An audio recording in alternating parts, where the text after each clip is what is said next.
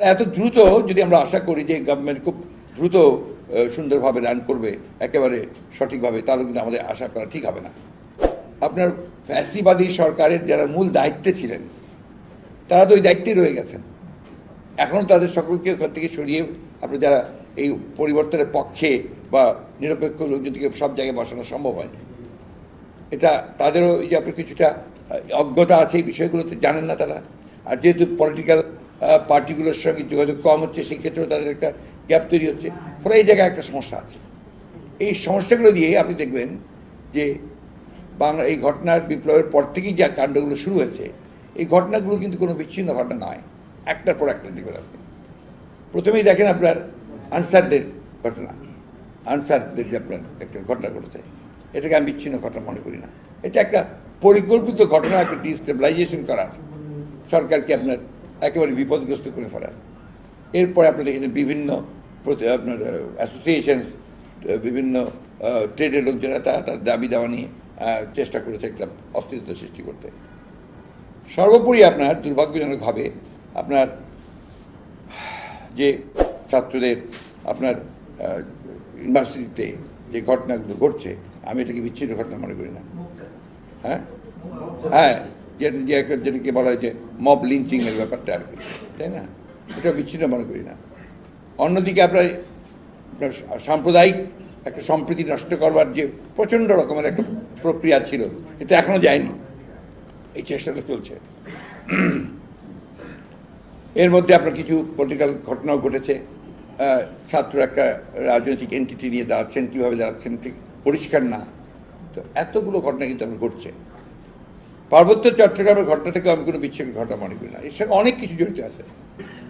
আপনার এই সুযোগ একটা নেওয়া, শূন্যতার সুযোগ নেওয়া, অন্যদিকে আপনার জিও পলিটিক্সের যে পরিবর্তন এবং যে ঘটনাগুলো ঘটছে মিয়ানমারকে কেন্দ্র করে এবং আশেপাশের এলাকাগুলোকে, ওইদিকে আপনার ভারতবর্ষে মণিপুরের যে বিদ্রোহ, সবগুলোকে যদি আপনি আনেন জিও পলিটিক্সের এই ঘটনাগুলোকে, তার কিন্তু ভেরি সিগনিফিক্যান্ট আমি মনে করি। সেই না এটাকে বিচ্ছিন্নভাবে দেখে এখনই কোনো কমেন্ট করাটা ঠিক হবে না। তবে আমি মনে করি যে আপনার এটা নিঃসন্দেহে একটা part of destabilising the ruling government, যেটা যার দায়িত্বে আছে তাদেরকে ডিস্ট করা, বাংলাদেশের পলিটিক্সটাকে ডিস্টেবিলাইজ করা। অর্থাৎ এখন যে প্রক্রিয়াটা চলছে আরেকটা অন্যভাবে, যে আপনার সেই এটাকে যারা বিপ্লব বলছেন, একটা প্রতি বিপ্লবের ঘটনা ঘটানো, আপনার যে সুফল আমরা অর্জন করেছি সুফলটাকে নস্যাৎ করা। সবচেয়ে বড় কথা হচ্ছে যে একটা বিরাজনীতিকরণের প্রক্রিয়াকে শুরু করার চেষ্টা করা। অন্যদিকে আপনার শেখ হাসিনা পার্শ্ববর্তী দেশের থেকে যে সমস্ত কথা বলছেন, এটা কতটুকু সত্য মিথ্যা আমি জানি না, কিন্তু সেই কথাগুলোও কিন্তু এখানে আপনার বড় ইম্প্যাক্ট তৈরি করছে। তো সব মিলিয়ে বিষয়গুলো আপনার খুব কমফোর্টেবল না, একটু আপনার বেশ আনকমফোর্টেবল, এবং সেই বলা যায় যে উদ্বিগ্ন হওয়ার যথেষ্ট কারণ আছে। আর সেই সঙ্গে আমার কাছে মনে হয়েছে যেহেতু এদের অভিজ্ঞতার অভাব আছে রাজনৈতিক প্রবলেমগুলোকে হ্যান্ডেল করার, তাদের ডিসিশন নিতে ডিলে হচ্ছে, দেরি হচ্ছে। এই দেরি হওয়াতেও প্রবলেম হচ্ছে। যেমন আপনার আমাদের যে রাঙামাটির যিনি প্রেসিডেন্ট ছিলেন দীপেন দেওয়ান, উনি আগে আমাদের প্রেসিডেন্ট ছিলেন, এমপি ক্যান্ডিডেট ছিলেন, তিনি আমাকে ফোন করে বললেন যে স্যার ইমিডিয়েটলি কারফিউ দিতে বলেন, কারফিউ ছাড়া কিন্তু এটাকে কন্ট্রোল করা যাবে না। তখনও কিন্তু আপনার এই রাঙামাটিতে ওটা অতটা ছড়িয়ে পড়েনি। তো আমার যতটুকু আমি যাদেরকে চিনি জানি, খবরটা জানানোর পরে কিন্তু কারফিউ হয়নি, ওই 144 দিয়ে চেষ্টা করেছে, কিন্তু আপনার ঠিক ইফেক্টিভ কন্ট্রোল যেটা সেটা তারা করতে পারেননি, যার ফলে এটাকে আরও স্কেলেট করেছে।